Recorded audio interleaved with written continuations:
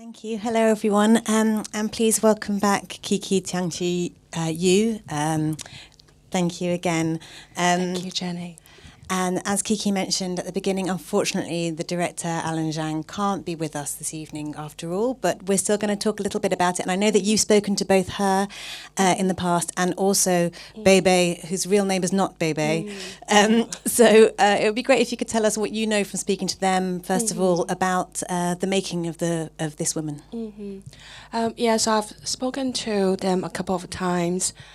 Before the screening, and also last time at our opening, we screened this film, and there was a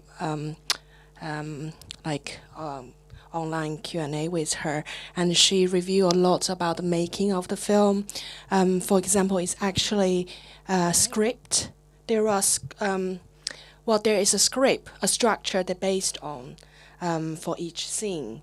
That is between the director Alan and Li Haihai, and the script writer. But for each situation, for example, when she having a conversation with her mom and her families and friends, those are all very improvised.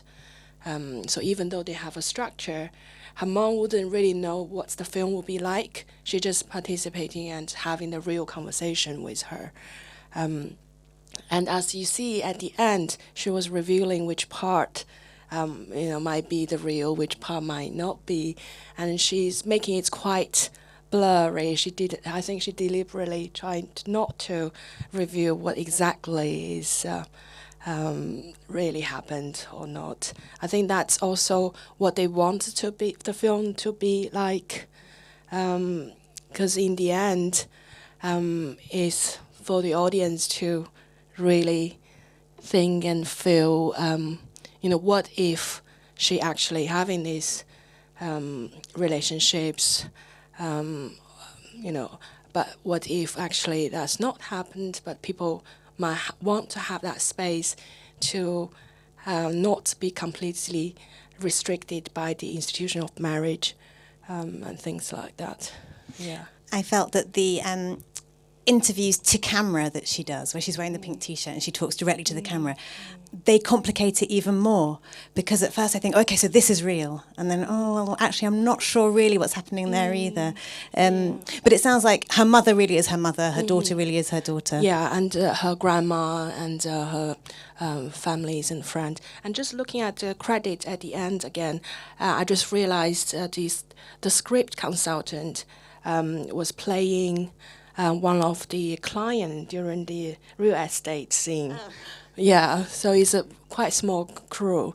And Alan, when she wanted to make this film, her own kids was very little, and she was experiencing a time of, whether to buy a flat, because having a home, having something you own in China for a married couple or people who have kids is so important. Before you get married, you have to have your own place first.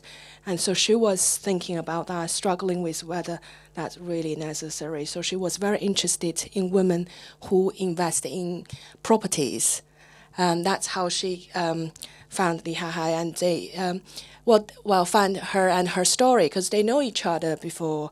And Li Haihai, us playing herself, she's buying flat for her mom, and she has her own economic plans. She's very conscious of her own economic independence there. That's why Alan filmed her and wanting to kind of know more about what is like to be a married couple or a couple with or a woman with kids. While she's actually very interested in pursuing her own artistic life, and she also worked for NGOs, for feminists, for advocates for feminist rights. Well, not really, that openly in China. I was about to say, do you know how they collaborated or worked together on it? Because it's obviously taking ideas that Alan has, but also Li Haihai's real life. And I think she describes them just right at the end as co-conspirators. Yeah. Did they talk about that? Yeah, well, I think it's really, really important to emphasize this film as a like collaboration. It's definitely collaboration, in a way, kind of like co-directing, because Li Haihai's performance is definitely central to this film. In a way, it's a very performative documentary, right? There's a situation, and she's playing herself, her own life, and perhaps, in that situation, she will probably just do that in reality, but, she might do it differently. So the camera kind of created a situation for her to walk in and to perform for the audience. What if you are in that situation? What would you do? Yeah, so I think I found that in not just this film, for other women's film we shown this time, collaboration among women is so important, and perhaps it's also a feature for women filmmakers, or tends to work with more like collaborate with others rather than really claim that this is my film or Yeah, that's really interesting. And I wonder if you could talk a little bit more about the season that you've curated and about how this woman fits into that curation.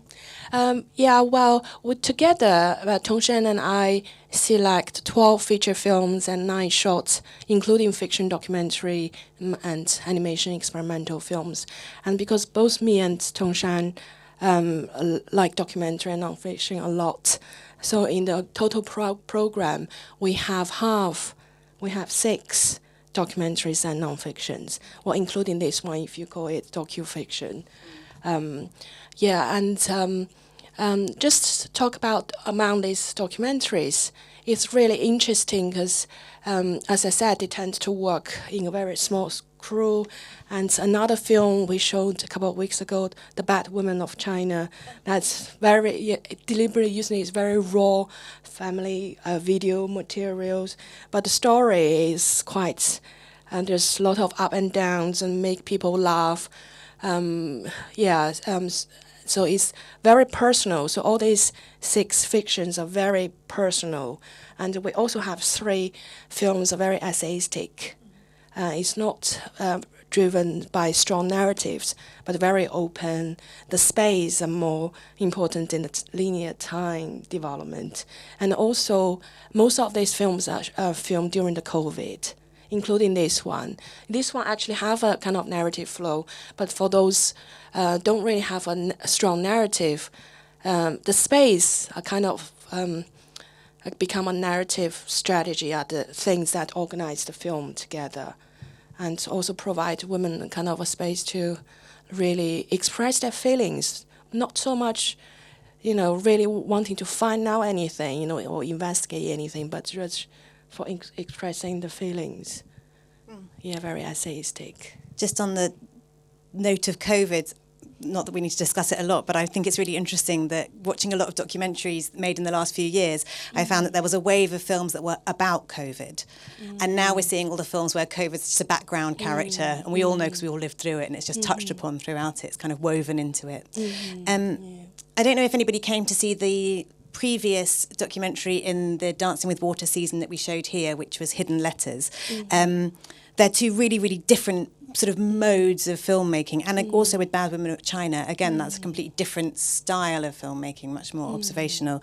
But the themes of these 2 are they correlate, they tessellate really interestingly to do with contemporary women in Chinese society, the expectations on them, and maybe whether they are as liberated as they might feel, or that we might want to talk about them in this society. So I just wondered if you could talk a little bit about how you're dealing with those themes and whether that's a kind of intentional in your curation of the season. Yeah, definitely. The last film, Hidden Letters, was shown here. That film more explicitly presents women's position in Chinese societies, in the public space, as both characters who either it's like someone who have the heritage of Nushu, of the Hidden Letter, or someone who's passionate about it, make art with it, and they in their personal life they face these limitations, whether either they faced domestic abuse, divorced, or they face these future expectations on them as a wife who should give up their job, again, have to buy a property first. Have to own a place first because, according to the fiancé, my mother have to come to take care of you when you got pregnant. So we need a place for her to live. Yeah, so it's really interesting. They have this domestic expectations on them, but also when you show the hidden letter was demonstrated in the public space, as in the public performance and all that, the people who are in charge, the officers, government officers are all men. Yeah, and they were talking about what shall we do with this heritage, and their expectations of hidden letters were completely different from how the original story of hidden letters. And both characters also very quiet. They're very soft, quiet. They don't really directly confront. Even in the domestic space or in the public space, they don't really confront the future husbands or their boss. They say that is not what I want to do. They're still kind of quietly pursuing what they think is important. And I think also with this film, it's a very ordinary woman.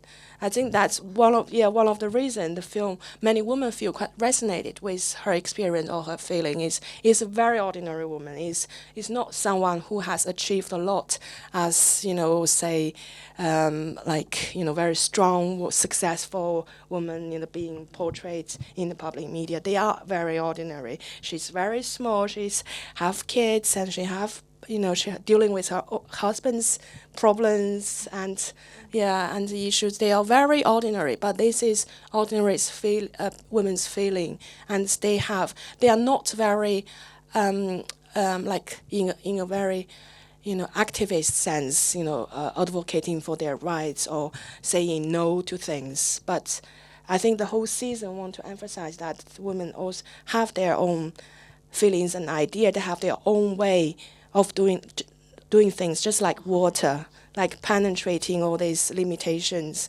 in their own ways. And even though in certain respects she is behaving as she wants to, it feels like we also see continually that there are expectations on her. She's got duties as a daughter and as a granddaughter and as a mother. I think it's really interesting the way that it brings all that together. Yeah, and actually I want to ask you, Jenny, because I know, when the film was shown in China, or to the Chinese audience, they may have a different feeling. But what do you feel as someone, grown up here in Britain, just compared to the kind of expectations women or a mother would have?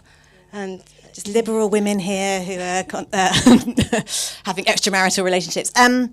I think that it's still surprising to see a woman in a lead role, especially in one that feels like it's a documentary. We feel very, very close to her, behaving in a way that isn't morally perfect, pursuing her own desires over her responsibility as a wife. I found that really surprising myself, but also interesting.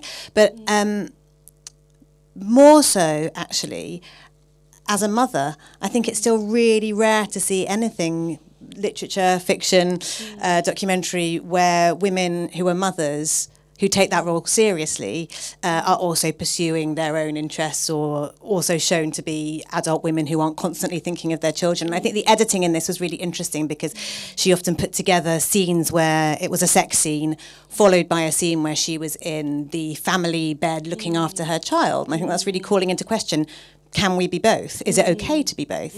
I thought that was very interesting. Yeah. Indeed, yeah, just comparing like my own experience of, you have kids here, you don't really have much time to do anything, just to social with your friends, not, let alone anything that's, you would dream of. But I also feel that perhaps, when I was talking about this film to like my girlfriend. I was saying, you know, for her, it's almost like changing a lover is like changing a handbag. You know, some women would invest this time or interest in handbag or shoes, but her, you know, she said in the end she's not interested in the sex, but she's interested in romantic relations, having that romantic feelings constantly to kind of support her to continue her life. Yeah. In just a moment, I'm going to open it up and take questions from the audience because I'm conscious of the time. But one further thought along those lines. It's an interesting mode that they've decided to make this film, or Alan has decided to make this film, in a way that is not really, it's this in-between space. It's not really fiction. It's not straight documentary. It might have arguably been easier to make a straight fiction film. But it's really interesting that they've chosen this mode, which is very, very blurred. And I felt like they wanted to explore things or say things that are too dangerous to say if you're straight documentary, and really too safe and easy to say if it's just fiction. This is much more complicated because can we just excuse her behaviour? Do we need to excuse her behaviour? I just wondered if you had any thoughts on that. Yeah, I think you really raised the key question here, you know, between the boundary between reality and fiction, and when it's actually a real character in her own life.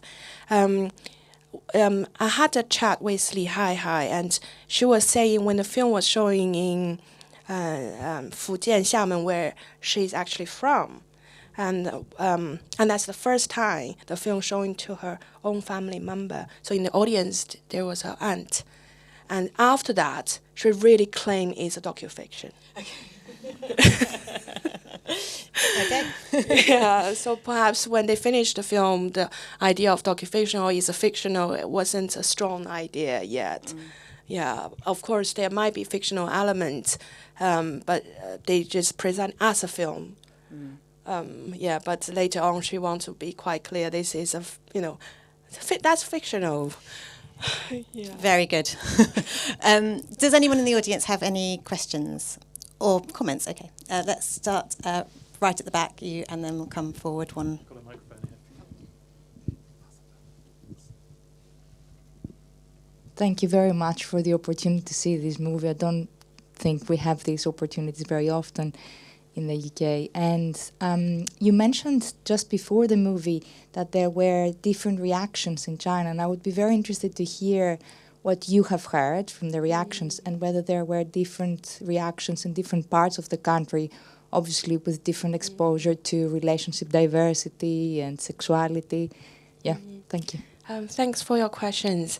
Yeah, I have to bring in my co-curator here because she actually experienced one of the screenings when the film was shown at the first film festival in Xining.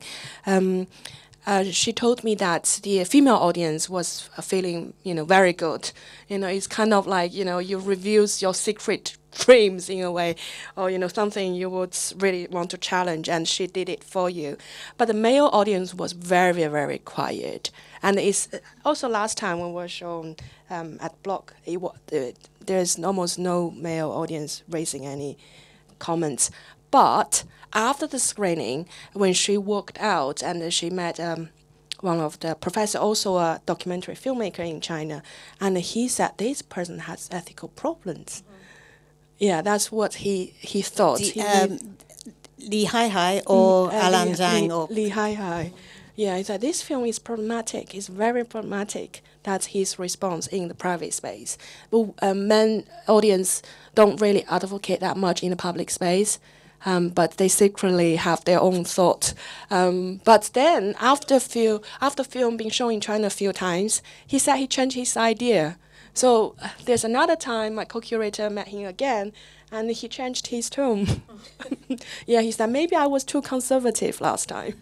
That's really interesting. Oh, fantastic. I think there was another question here. Thanks so much. I really enjoyed the film. So I actually went to a different women's cinema event in China last month, and it was around 80% female audience and 20% male audience. And what you realized is the female and the male, their focus on the films are very different. And sometimes the male audience would have some sort of moral judgment in the discussion section.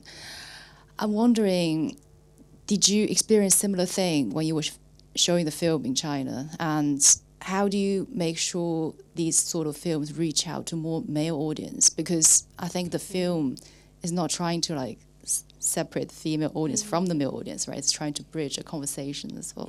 Yeah, thank you. Yeah, thank you for your question. Well, because I'm based here, so I don't really show films, show this film in China, but it has been shown in China in the past.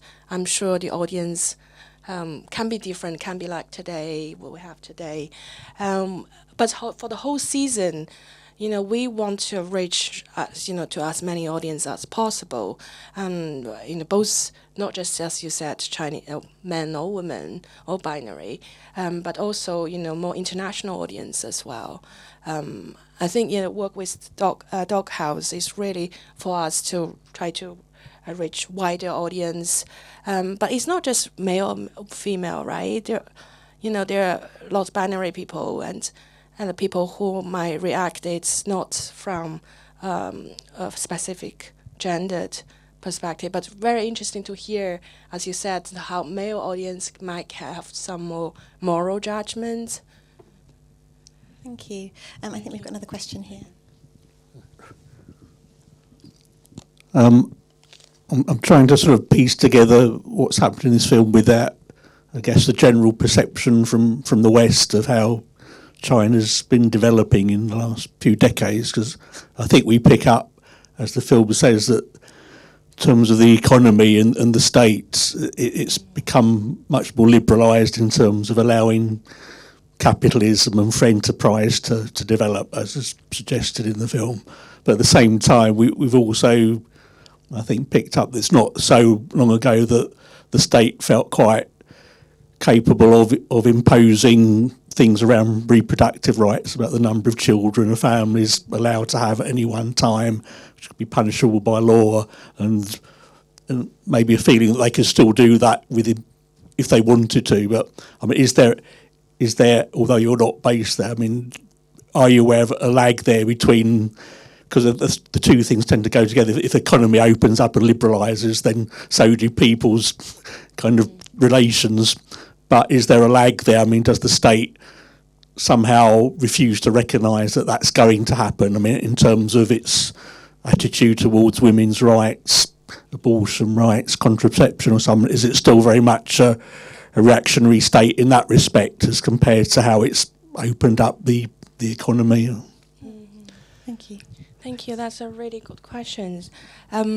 Well, when the as a researcher, because I also do research on documentaries, as a researcher, my last book was observing the first-person documentaries, films that filmmakers present themselves on camera.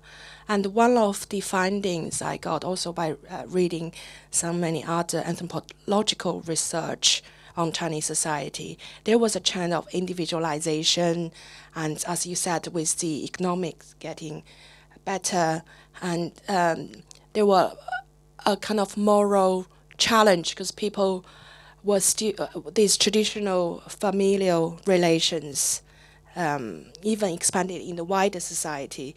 The society outside the family, people still try to relate to each other in these quasi-familial relations. Like with your teacher, you're more like a parent. But then with these new relations, as colleagues, as people you don't have really close relations, and people find it's very well. The researchers find it's quite challenging to see the kind of lack of moral boundaries or restrictions on that. So that is like a moral situation in general. I think that's maybe why in the last 10 years with the new leadership, you can see a lot of emphasis on this traditional family ethics. So this kind of brought back. And also there's encouragement of having the second child. And many women, many families don't really want that for economic reasons, as well as, women were thinking, why you have to tell me, no, I can have my second kids, and I actually don't want to, or, even I want to, please, I'm, not for you to decide.